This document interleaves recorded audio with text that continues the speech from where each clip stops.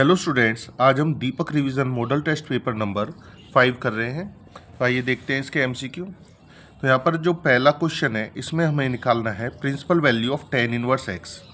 अगर हमें tan inverse x की जो प्रिंसिपल वैल्यू है ये देखनी है तो हमें पता है इसकी जो प्रिंसिपल वैल्यू है ये होती है -π/2 से +π/2।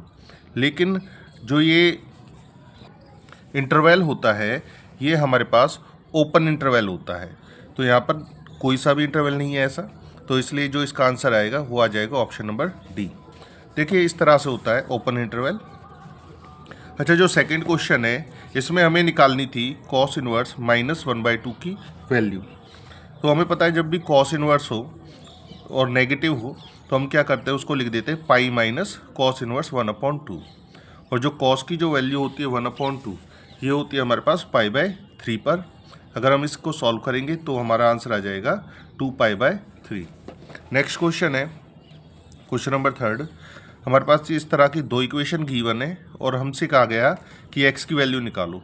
हमने क्या किया, हमने इन दोनों इक्वेशन को ऐड कर दिया। ऐड करने पे आ गया ये 4x और इनको ऐड किया तो ये आ गया 3 और 1 4। इस तरह से सॉल्व कर दिया। अब हमें x की वैल्यू निकालनी थी तो हमने क्या किया, 4 से सबको इनको डिवाइड कर दिया तो आंसर आ गया हमारा ये वाला। अब क्वेश्चन नंबर 4 है, इसमें हमें x की वैल्यू फाइंड आउट करनी थी और डिटर्मिनेंट है। तो हमने क्या किया, इसमें सबसे पहले 3 की 1 से मल्टीप्लाई करी, ये आ गया 3। x की x से मल्टीप्लाई की, ये हो गया x²। इसी तरह से 3 की 1 से मल्टीप्लाई हुई तो ये हो गया 3। यहाँ पर हो गया 4 2 ज़ा 8। अब हमने क्या किया, 3 - 8 किया तो ये आ गया -5। इसके बाद हमने ये -5 हम इस साइड लिया है, प्लस का 5 हो गया और ये जो माइनस का x² है इसको ले गए इस साइड दूसरी साइड। तो ये हो गया 3 और 5 हो गया 8 x²। अब हमने क्या किया, इसका स्क्वायर रूट किया और हमें पता है जो 8 का जो स्क्वायर रूट होता है वो कितना होता है 2√2। क्वेश्चन नंबर 5, इसमें हमारे पास कॉन्टिन्यूस फंक्शन गिवन है और ये कहा गया है k की वैल्यू निकालो। तो हमने क्या किया, डायरेक्ट ही हमने x की जगह वैल्यू क्या पुट कर दी, पाई। तो ये हो जाएगा k π+1 is equal to sine pi. और साइन पाई कितना होता है, साइन पाई की वैल्यू होती है 0। हमने क्या किया, ये जो +1 था इसको लेके आए दूसरी साइड, कैसा हो गया ये -1। और k की जो वैल्यू आई है वो हमारे पास आ गई है -1/पाई। अब क्वेश्चन नंबर 6 में हमें डिफ्रेंशिएशन करना था। तो हमने इसका डिफ्रेंशिएशन कैसे किया, पावर 9 आगे आई और पावर में से एक माइनस कर दिया, कितना रह गया 8। इसके बाद हमारे पास हमने इसका डिफ्रेंशिएशन और करना था, आगे वाली वैल्यू इसी तरह से लिख दी और इसका जो डिफ्रेंशिएशन है किया तो ये हो जाएगा 3 2 = 6x और 9x, x का क्या हो जाएगा 1 तो ये हो जाएगा -9 और 5 का डिफ्रेंशिएशन क्या हो जाता है 0। इसके बाद क्वेश्चन नंबर 7 है। क्वेश्चन नंबर 7, इसमें हमारे पास है -π2 + π/4 tan³ x dx। ये हमारे पास इससे रिलेटेड है -a2 + a fx dx। ये एक प्रॉपर्टी है।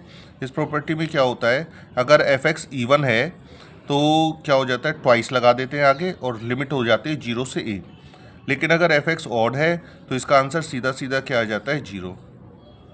अब कैसे पता लगाएंगे कि ये जो fx है ये ऑड है या इवन। तो हम क्या करेंगे, हम दोनों ही साइड x को रिप्लेस कर देंगे -x से।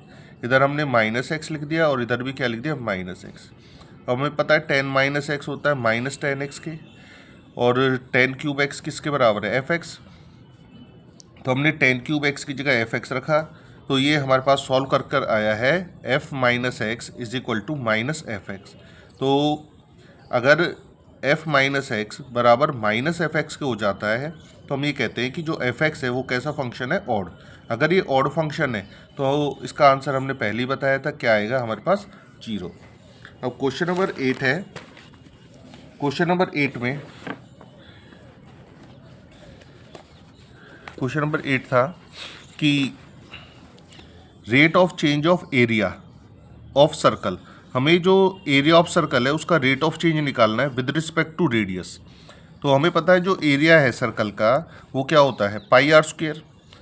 इसका रेट ऑफ चेंज निकालना था विद रिस्पेक्ट टू रेडियस। तो हमने इसका डिफ्रेंशिएशन कर दिया रेडियस के रिस्पेक्ट में, तो ये कितना आ जाएगा 2πr।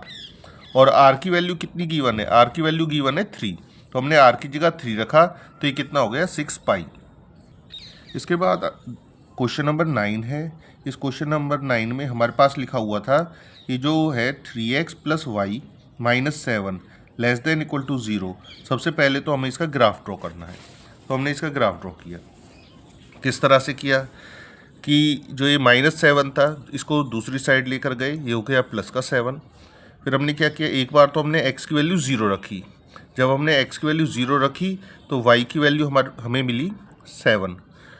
और अगर एक बार हमने क्या करा, y की वैल्यू 0 रखी, एक बार y की वैल्यू जब 0 रखी तो हमारे पास जो x की वैल्यू आई है वो आई है 7/3। तो हमने ये ड्रॉ किया कि x तो है नहीं यहाँ पर, y की वैल्यू 7 है, तो हमने 7 पे पॉइंट ड्रॉ कर दिया। इधर y नहीं है, x की वैल्यू क्या है 7/3, तो यहाँ पर 7/3 हमने यहाँ पर 2 और 3 के बीच में ड्रॉ कर दिया और इस लाइन को मिला दिया। इसके बाद क्या किया, इसके बाद हमने एक पॉइंट लिया 0,0 और ये जो इक्वेशन थी इसमें पुट कर दिया x और y की जगह 0 और 0।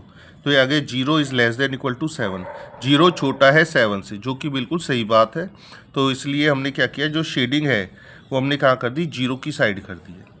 ये तो हमारे पास बन गए ग्राफ। अब इसके साथ साथ हमसे एक आ गया था कि ये भी बताना है कि ये जो पॉइंट है वो इसी ग्राफ के अंदर लाई करते हैं।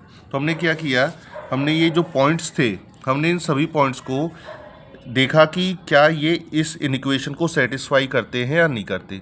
अगर इस इक्वेशन को सेटिस्फाई करते हैं तो ये जो पॉइंट्स हैं ये सारे के सारे लाई करेंगे इस ग्राफ के अंदर। तो देखा हमने, पहले हमने क्या किया, 2 और 1, हमने x की जगह 2 और y की जगह इधर क्या रखा 1। अगर x की जगह 2 और y की जगह 1 रखते हैं तो ये आ जाता है 7, और यहाँ पर जो साइन था वो था लेस देन और इक्वल टू। तो ये 7 लेस देन तो नहीं होता, लेकिन क्या होता है इज इक्वल टू होता है। तो इसलिए ये एक कंडीशन को तो इसने सेटिस्फाई कर दिया, इसलिए क्या है ट्रू। इसके बाद हमने 0 और 4 रख के देखा तो आंसर कितना आया 4।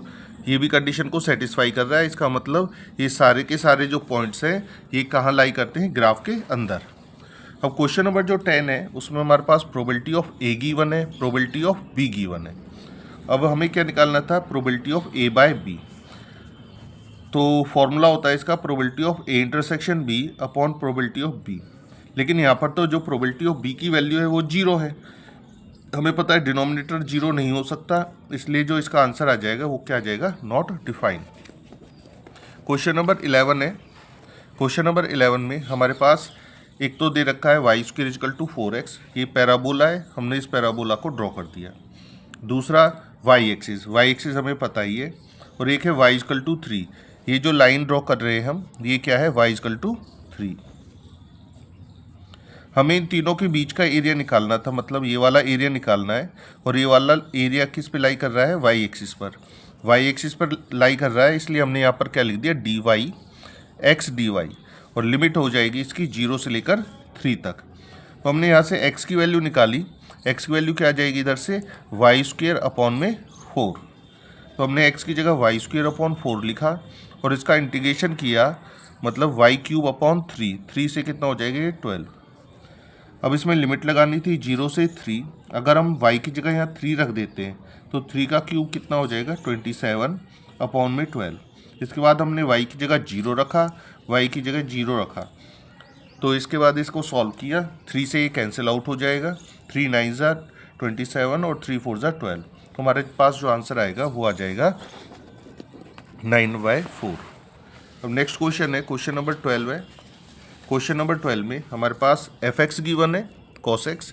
हमें ये बताना है कि कहाँ पर इंक्रीजिंग है, कहाँ पर ये डिक्रीजिंग है।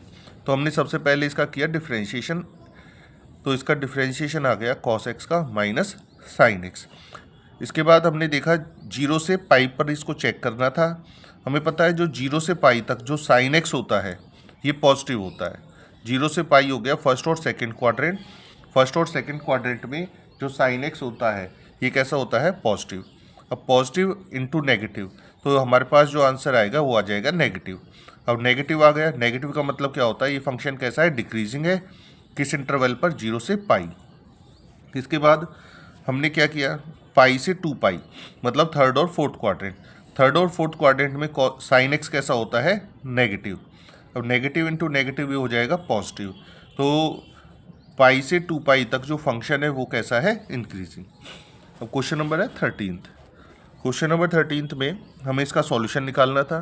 तो हमने क्या किया, हमने वेरिएबल सेपरेशन मेथड लगाया, मतलब x वाली वैल्यूज़ को एक तरफ ले गए और y वाली वैल्यूज़ को एक तरफ। इसके बाद 1/1 + y² का हमें पता है इंटीग्रेशन क्या होता है, इसका इंटीग्रेशन होता है tan inverse y। Same formula इधर अप्लाई किया, ये हो गया tan इनवर्स x प्लस में c। अभी माइनस का एक था, इसको दूसरी साइड अगर हम ले जाते हैं तो ये हो जाता है प्लस का, और हमारे पास आंसर ये हो जाएगा। ये डिफरेंशियल इक्वेशन का एक और क्वेश्चन आ गया। तो यहाँ पर हमारे पास हमने सबसे पहले क्या किया, जो ये टर्म थी इसको हम दूसरी साइड ले गए, माइनस की ले गए। इसके बाद हमने dy/dx निकाला। तो हमने देखा हम यहाँ पर x और y को तो सेपरेट कर नहीं सकते, तो देखते हैं क्या होता है। इसके बाद अलग अलग कर लिया हमने, ex हमने दोनों के नीचे लिख दिया। दोनों के नीचे लिखने के बाद देखो यहाँ से ex से ex कैंसिल हो गया, माइनस y और माइनस के 2x/ex। तो ये माइनस का y इस साइड आ गया, तो ये हमारे पास किस फॉर्म में बन गया, dy/dx plus py is equal to q। तो अगर हम इसको कंपेयर करें py से, तो p की वैल्यू इधर से क्या आती है 1, और q की वैल्यू क्या हो जाती है -2x/ex। तो सबसे पहले हम निकालेंगे इंटीग्रेटिंग फैक्टर। इंटीग्रेटिंग फैक्टर का फॉर्मूला क्या होता है, e⁻∫ p dx। p की वैल्यू क्या है 1, तो 1 का हम इंटीग्रेशन कर देते हैं तो ये क्या हो जाता है x। तो इंटीग्रेटिंग फैक्टर निकल गया e⁻x। अब इसमें आगे हमें पता है इसका जो सॉल्यूशन निकलता है वो निकलता है, फॉर्मूला है y into integrating factor is equal to q into integrating factor dx plus c। हमने इंटीग्रेटिंग फैक्टर की वैल्यू रख दी और q की वैल्यू रख दी।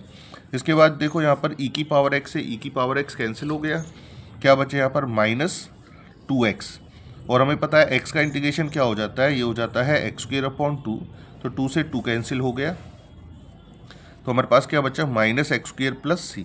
-x² को हम दूसरी साइड ले गए, तो हमारे पास इसका जो सॉल्यूशन हो गया वो आ गया ये वाला।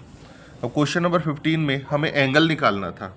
हमारे पास डिफरेंशियल इक्वेशन गिवन है, हमारे पास दो इक्वेशन गिवन है लाइन की, हमें इन दोनों के बीच में क्या निकालना है, एंगल निकालना है। तो हमने सबसे पहले क्या किया, हमें पता है ये जो नीचे वैल्यूज़ गिवन है ये कहलाते हैं डायरेक्शन रेशियोज़, और ये जो डायरेक्शन रेशियोज़ हैं ये हमारे पास हो गया A1, B1, C1, A2, B2 और C2। इसका जो फॉर्मूला है, अब हमारे पास क्या है एंगल निकालने का, cos theta is equal to A1 into A2 plus B1 into B2 plus C1 into C2 upon square root of A1² plus B1² plus C1² into square root A2² plus B2² plus C2²। इसमें हमने क्या करा, इनकी values put कर दी और इसको solve किया, तो हमारे पास जो आंसर आएगा वो कितना आ गया, theta is equal to cos inverse 2/3। Question number 16, इसमें हमारे पास एक z गिवन है 3x - 4y और एक ही ग्राफ बनाया हुआ गिवन है। तो इस ग्राफ को हमने ड्रॉ कर लिया। इस ग्राफ में एक प्रॉब्लम है, हमारे पास यहाँ पर कोई पॉइंट नहीं गिवन, मतलब ये वाला पॉइंट हमारे पास गिवन नहीं है। तो इसका मतलब ये क्या है, कंप्लीट नहीं है क्वेश्चन, लेकिन हमने जो भी इन्फॉर्मेशन थी इसी से इसको सॉल्व किया। तो हमारे पास यहाँ पर हमारे पास कॉर्नर पॉइंट्स गिवन है, 3 कॉर्नर पॉइंट्स गिवन है। एक तो है, पहला हो गया ये, दूसरा हो गया 0,0 और तीसरा हो गया 12 और 6। एक पॉइंट और गिवन होना चाहिए था, वो यहाँ पर नहीं है गिवन। लेकिन हमने क्या किया, तीनों पॉइंट को हमने इस जेड के अंदर पुट किया। जेड के अंदर पुट करने के बाद हमारे पास जो वैल्यूज़ आई, एक तो आई है -16, एक आई है 0 और एक आई है 12। तो इसमें हमें मैक्सिमम कौन सी वैल्यू दिख रही है, +12। तो इसका आंसर क्या हो जाएगा 12। क्वेश्चन नंबर 17, क्वेश्चन नंबर 17 में प्रोबेबिलिटी ऑफ ए गिवन है, प्रोबेबिलिटी ऑफ बी गिवन है और probability of A intersection B given है। और हमें क्या निकालना था, प्रोबेबिलिटी ऑफ A/B। इसका क्या फॉर्मूला होता है, probability of A intersection B upon probability of B. तो ए इंटरसेक्शन बी की वैल्यू है 4/13 और प्रोबेबिलिटी ऑफ बी की वैल्यू गिवन है 9/13। तो यहाँ 13 से 13 कैंसिल किया, तो हमारे पास आंसर आ जाएगा 4/9। अब क्वेश्चन नंबर 18, क्वेश्चन नंबर 18 में हमें 2 पॉइंट गिवन है और हमसे कहा गया है वेक्टर इक्वेशन निकालनी है लाइन की। अगर 2 पॉइंट गिवन होते हैं तो वेक्टर इक्वेशन निकलती है vector r is equal to a plus lambda b minus A. तो हमने क्या किया, हमने ये वाला पॉइंट मान लिया 3i plus 4j minus 7k plus lambda, इसके बाद b माइनस ए करना है, मतलब 1 में से माइनस किया हमने यहाँ पर 3, -1 में से 4 माइनस किया, 6 में से माइनस किया -7। इसको सॉल्व किया तो यह आ जाएगा -2, -5 और +13। ये हमारे पास इसकी वेक्टर इक्वेशन बन गई है।